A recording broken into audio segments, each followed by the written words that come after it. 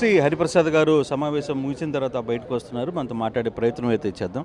Sir, ఓవరాల్గా ఎమ్మెల్యేలు ఈరోజు చాలా సంతృప్తిగా మీ అధినేతతో చాలాసేపు బైఠాయించిన పరిస్థితి అయితే ఉంది పవన్ కళ్యాణ్తో.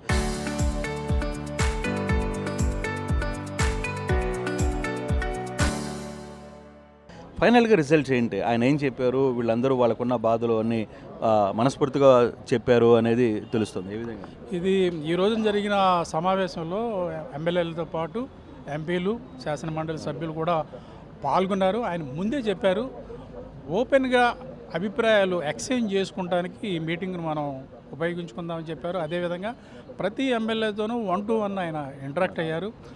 ఎమ్మెల్యేలకు ఉన్న ఇబ్బందులు ఏంటి, వాళ్ళు ఇంకా ఎటువంటి అభివృద్ధి పనులు కోరుకుంటున్నారు, ప్రభుత్వం నుంచి వాళ్ళకి ఎటువంటి సహకారం కావాలి, ఇటువంటి విషయాలన్నిటి మీద ఎమ్మెల్యేలతో మాట్లాడి వాళ్ళ దగ్గర నుంచి ఫీడ్బ్యాక్ తీసుకున్నారు. వాళ్ళకి కావలసిన ఏర్పాట్లన్నీ చేయడానికి ఆయన ఆలోచన చేస్తున్నారు. సార్, కూటమిలో కొంత ఎమ్మెల్యేలు గెలిచిన ఎమ్మెల్యేల ప్రారంభంలో అవతల ఉన్న టీడీపీతో కావచ్చు, లేకపోతే ఇంకో పార్టీతో కావచ్చు, కొంత ఇబ్బందులు ఎదురవుతున్నాయి అనే అంశాన్ని కూడా అధినేత ముందుకు తీసుకువెళ్ళారు. నేను మాట్లాడతానని ఒక సలహా ఇచ్చారనేది మనకు తెలుస్తుంది. నిజమేనా? ఇబ్బందులు ఎదురవుతున్నాయి అనేది కాదు, కానీ నియోజకవర్గంలో ఎటువంటి పరిస్థితులు ఉన్నాయి, వాటిని ఎలా అధిగమించాలనే విషయం అయితే మాట్లాడారు. ఇబ్బందులు అంటే 10 మంది కలిసి ఉన్న చోట అక్కడ ఏదో చిన్న చిన్న ఇబ్బందులు ఉంటాయి. అవి మేజర్గా అటువంటి ఏమి డిస్కషన్లోకి రాలా. కానీ ఫైనల్గా స్థానిక సంస్థల ఎన్నికలు రాబోతున్నాయి. ఒక 2-3 నెలల్లో అనౌన్స్మెంట్ రాబోతుంది. తర్వాత ఫీల్డ్ లెవెల్లో కూడా వెళ్ళాలి. కానీ ఓవరాల్గా పిక్చర్ ఒక ఐడియా ఉందా? ఎన్ని సీట్లు, లేకపోతే నియోజకవర్గం వారిగా ఎన్ని తీసుకోవాలి ఏంటి అని ఏమన్నా ఒక పిక్చర్, దానికి ముందుగా ఒక రూపకల్పన ఏమైనా చేసే ప్రయత్నం చేస్తున్నారు? ఏ ప్రాంతంలో ఎన్ని సీట్లు తీసుకోవాలనే దాని మీద చర్చ జరగలేదు, కానీ లోకల్గా ఉండే పరిస్థితులు ఎలాగున్నాయి, మనం ఎలా ముందుకెళ్ళాలి, మన వ్యూహం ఎలా ఉంటే బాగుంటుంది, మీరందరూ అధ్యయనం చేసి వచ్చే సమావేశం నాటికి నివేదిక ఇమ్మని అడిగారు. ప్రతి ఒక్కళ్ళు ఆ నివేదికలు ఇవ్వడానికి సంసిద్ధత వ్యక్తం చేశారు. అంటే 1-2 ఎమ్మెల్యేల మీద వస్తున్న ఇష్యూస్ని ఏమైనా డిస్కషన్ వచ్చిందా? వాళ్ళతో 1-1 మాట్లాడే ప్రయత్నం ఏమైనా చేశారా? అది పార్టీలో ఎప్పటి నుంచి జరుగుతున్న అంశం. ఈ ఎమ్మెల్యేల మీద వచ్చిన ఆరోపణ ఏదైతే ఉందో అది వ్యక్తిగతంగా వచ్చిన ఆరోపణలు ఆ వ్యక్తికే పరిమితం కావాలి, కానీ పార్టీ మీద దాని ప్రభావం ఉండకూడదు. ప్రతి ఒక్కళ్ళు ఈ జాగ్రత్త తీసుకోవాలి. మీరు మాట్లాడేటప్పుడు అది ప్రజలకు అర్థమయ్యే విధంగా మీరు వివరించాలి. ఇది పార్టీకి ఈ అంశానికి సంబంధం లేదనే విషయం స్పష్టంగా చెప్పాలనేది అయితే చాలా కాలంగా చెప్తూ వస్తున్నారు. ఈ రోజున మరొకసారి చెప్పారు. అంటే మీరు కూడా చాలాసార్లు హెచ్చరించారు కూడా, లేఖలో కావచ్చు, లేకపోతే ఎమ్మెల్సీలకి, లేకపోతే అక్కడున్న ఎమ్మెల్యేలకు కూడా, బాబు కొన్ని వ్యవహారాలు కొంత జాగ్రత్తగా సర్దుబాటు చేయాలి, లేదా సర్దు చేయాలి, ఈ వ్యవహారంలో తొందరపడి మీరు మాట్లాడొద్దు, లేకపోతే తొందరపడి కొన్ని వ్యవహారాలు జోలికి పోవద్దు అనే అంశాలు కూడా మీరు చాలాసార్లు చెప్పారు.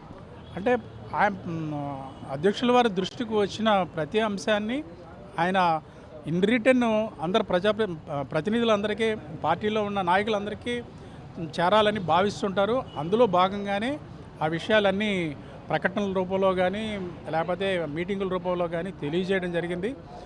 అయితే వ్యక్తి వేరు, పార్టీ వేరు. వ్యక్తి చేసేది వ్యక్తిగతంగా చేసేది. అతను ఎమ్మెల్యేగా తన అధికారంతో ఏదైనా చేస్తే అది పార్టీ మీద రిఫ్లెక్ట్ అవుతుంది, కానీ ఒక వ్యక్తిగతమైన అంశానికి సంబంధించింది పార్టీ మీద రిఫ్లెక్ట్ కాకూడదు అనేది ఆయన ఇది. అంతకుముందు వేరే పార్టీ వాళ్ళు చేసినా సరే మేము అదే పాలసీని మేము అనుసరించాము.